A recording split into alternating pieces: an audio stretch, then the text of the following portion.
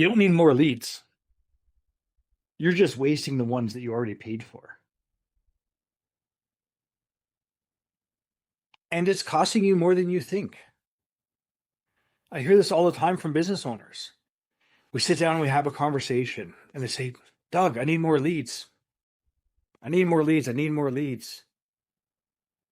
So then we look at the CRM, we look at the pipeline, and it's full of leads that haven't been closed. It's full of leads that haven't been followed up on. It's full of leads that haven't been properly worked. And you see, when you're searching for more leads all the time, instead of working through the leads you have, you're taking food off your kids' table, off their plate. You're burning money thinking that more leads are going to solve the problem. And that's surface level thinking. Like maybe you do have crap leads. Maybe you are one of those few people that has the really crappy leads and need some more high quality leads. But that's still surface level because you're thinking, I need more leads. That's going to solve my problem. But what's the root of it? Sometimes we're taking Advil or Tylenol for a headache. And it's not working. It's not solving the problem. We can't see because we have such a blinding headache. What the real problem is, we've got a gash across our forehead with a piece of metal sticking out of our head that's causing the pain, and we're gushing blood covering our eyes. But let me just take a painkiller to get rid of the pain. That's the same thing. And that's surface level thinking. You need to go deeper. But here's the problem. Quite often, in order for a business owner to go deeper, to realize that the problem isn't they need more leads, and this falls on their sales team too. It's protecting the ego.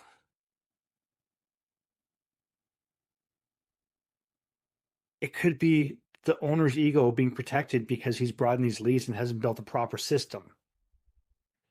It could be the sales rep's ego being protected because they're not closing the leads. And everybody has fragile egos and we don't want to face the truth. Maybe the real problem is just a low close rate. Do you truly monitor what the close rate is for your reps and what they're closing at? And here's the thing. You could sell something for less than cost to anybody. But a good rep is going to sell it not only at cost, but with a margin so the business can make a profit. And that's what you're in business for. Maybe what we're hiding and we're not seeing is that there's a bad sales process. We just can't fully understand what's going wrong. Maybe what's happening is you're having a conversation with your prospect and they give you the good old excuse of it's too much money because you haven't provided them enough value for them to truly understand what they're buying. But what if you had a downsell after that? A lot of people don't have that. They just want to go for gold.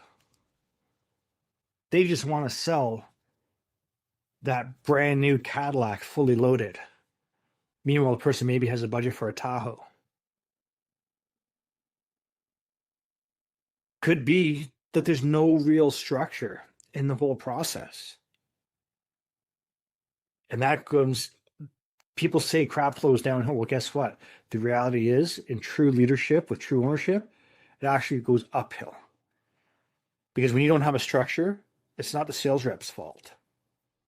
It's the sales manager or the business owner's fault and responsibility. Not even fault, responsibility to build that structure. And the reality is, you're not lacking leads. If you have a pipeline full of leads, you're not lacking leads. You're lacking revenue and profit. I see it all the time. You're paying for ads. We spend a lot of money advertising. And advertising to a profit is a superpower. But so many people are paying for ads with no return on their investment. It breaks my heart to see people trying to grow their business And they want to spend money on advertising because they think Facebook ads is going to be the cure all, the be all end all to their business woes. But they have crappy ads that aren't going to convert anybody ever. And then they say, oh, it's the market. But it's not. They're running crappy ads with no ROI. Or then we have the owners that are turning away qualified buyers. Bear with me. We're going down a rabbit hole here. You're going to have to listen to this one. Your sales reps are turning away qualified buyers. What happens when they do that? Your cost for client acquisition skyrockets. And you're missing the lifetime value of those could-be customers. You're turning them away because there are qualified buyers, but you just don't see it, or you don't want to believe it. And the reality is, every lead you don't convert, it's money that you've already spent gone. What if you could recoup that money? What if you get that money back?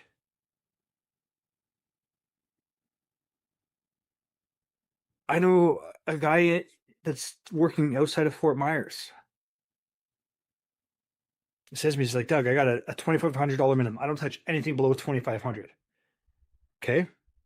What's your CAC, your client acquisition cost? Well, $1,200 per client. I was like, that's insanity. When we go deeper through the process, and I discover that they're losing tons of leads because they won't do the smaller jobs. They don't want to build a structure within the company. They refuse to because the ego's getting in the way. The ego is saying, I don't do anything less than $2,500. Chumps can have that. But they're losing money. They're losing out on those $1,000 jobs, the $800, $700, $500 jobs that could be done with a profit. And here's the thing.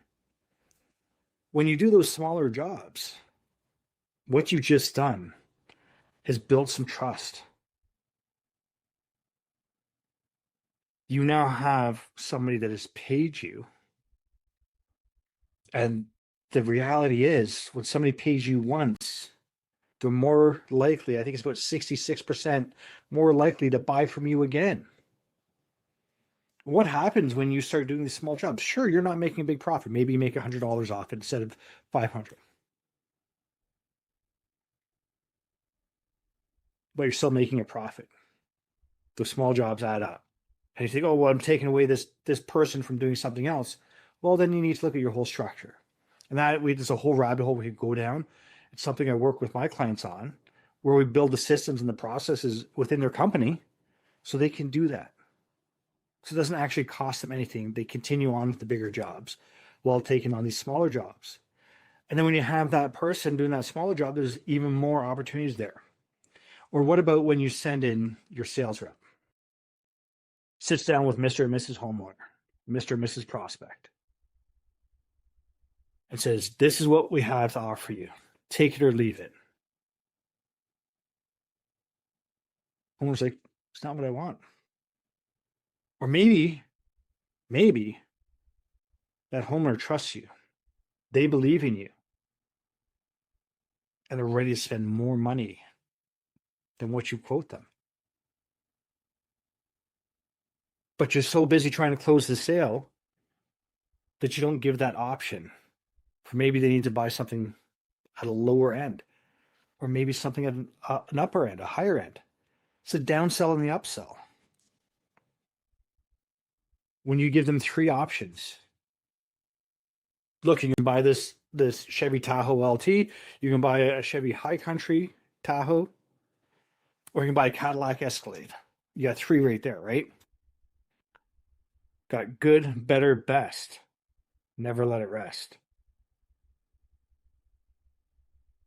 But so many people, they just want to sell that Cadillac that they miss everything else, or they think they go in with this judgment of people thinking they can't afford.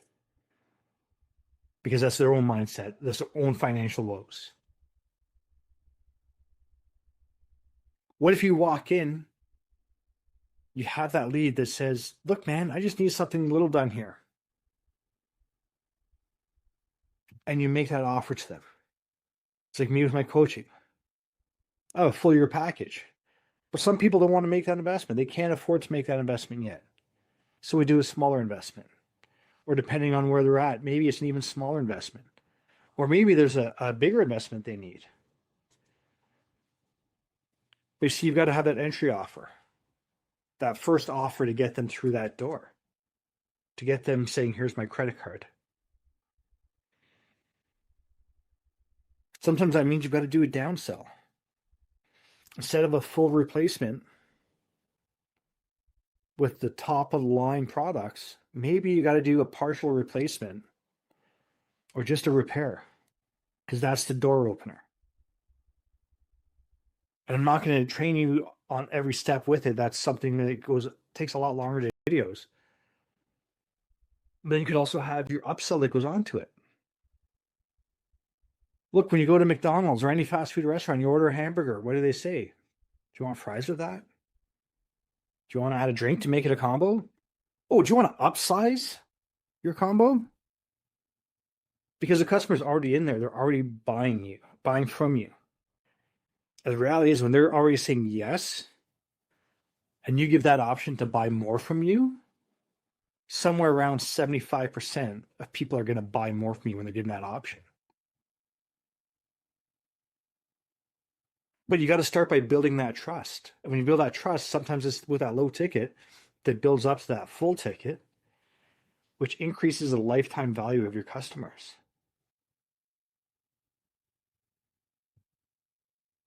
But in order to do that, you've got to drop the ego. You got to stop thinking that the market is the problem. See, the guys and girls that win, they quit these excuses. They quit saying, oh, it's the market, it's the market, it's the market. How about instead of saying it's the market, you actually dig deeper and do the work and find out what's actually happening? Do a deep diagnosis on your business. What is the problem? When you've got a full pipeline of thousands of leads, winners don't chase more leads. They quit wasting the ones they already have.